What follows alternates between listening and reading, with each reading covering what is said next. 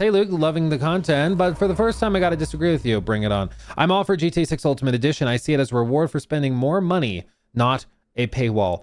I mean, I think inevitably there's that distinction between like what is a reward to people who support more and what is a like punishment or a restriction for people that have less. I understand, like it's like I tried to express in the video. I understand this is a $3 billion game. I get that. And that's expensive.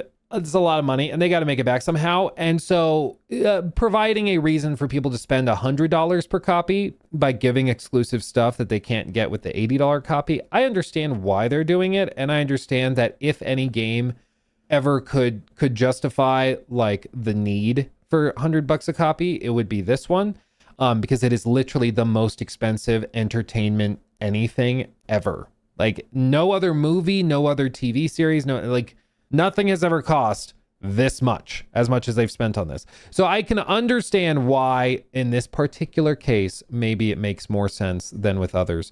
But at the same time, I think on just a guttural level, I just like, it just kind of sucks that people who have more money will have an easier time getting the full experience than people who have less money. And I just think that kind of sucks. Like I understand why it is that way. And unfortunately in a lot of sports and a lot of hobbies, that is the case. It's not like this is new. Like if you have more money, you can take more time off to go play golf. You can go to the fancier clubs and play the nicer courses. If you have more money, you can afford to get the better Warhammer 40K army. If you can have more money, you can buy the bigger, crazier Lego sets. I get that this is just how life is. It still just kind of sucks, you know, especially because for a long time in gaming, everybody's kind of on the same level. And the only thing that you would really get by spending more was like cosmetics and stuff like that. And I'm willing to make that sacrifice. But in this case, it's like actual gameplay stuff, shops and things. And that's where I'm just like, it just kind of sucks, you know?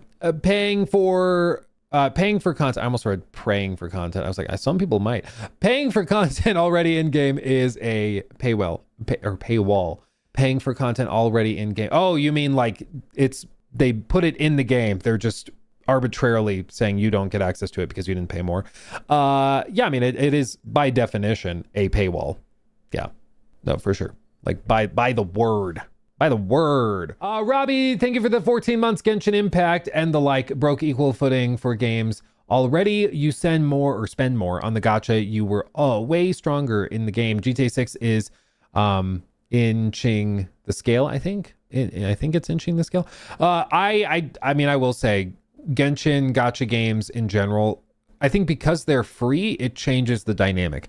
If GTA 6 were free and then they had like, you get extra shops and stuff if you buy the $20 upgrade or whatever, that I don't think I'd be upset about as much because the game would be free. I think it's because you're already spending 80 and then you gotta spend even more to get the full experience. That's why it feels weird. But yeah, the way that those like gacha games handle it is by just making it free. So people are like, I got it for free, spend 20 hours playing, I'll spend $20 on that. You know, that's basically how it tweaks the brain into doing it. What do you think GTA 5 or GTA 6 pre-sales are? I know some places are saying 40 million, but I don't believe that. I don't believe that. I'm sure it's in the millions for sure. But I think it's probably like 5 to 10 million. A lot of the people I know who will be playing it have not pre-ordered it because it's still so far out. So they're like, I'll do it closer. So I don't think that it's like, I saw somebody say 35 million copies have already been pre-ordered. And I was like, I don't know about that, man. They'll probably tell us at the next earnings call, but I don't believe the 35 million thing or 40 million. I just don't see that. And for being here, I was starting to realize after Rockstar took away discs that GameStop might have been the lesser evil. Yeah, we all hated GameStop, but now that they're kind of dying out, it's kind of sad, and you realize, oh, maybe getting $2 for my $60 copy of a game was the necessary evil. Maybe maybe it was worth it. I don't know. Thank you for the $2 super chat. Rumor that GTA 6 will be 30 FPS locked at launch. I mean, I know that's a rumor. I would not find that shocking at all. Anybody who thinks it's going to run at 60, I think is setting themselves up for massive disappointment. I would be shocked if there's any version of it that runs above 30. Not saying I like it, just saying. It'd be a miracle if GTA 6 pulls off 40 FPS on the PS5 Pro. Yeah, I'm just expecting 30 and maybe unlocked on the Pro, but that's kind of my expectation.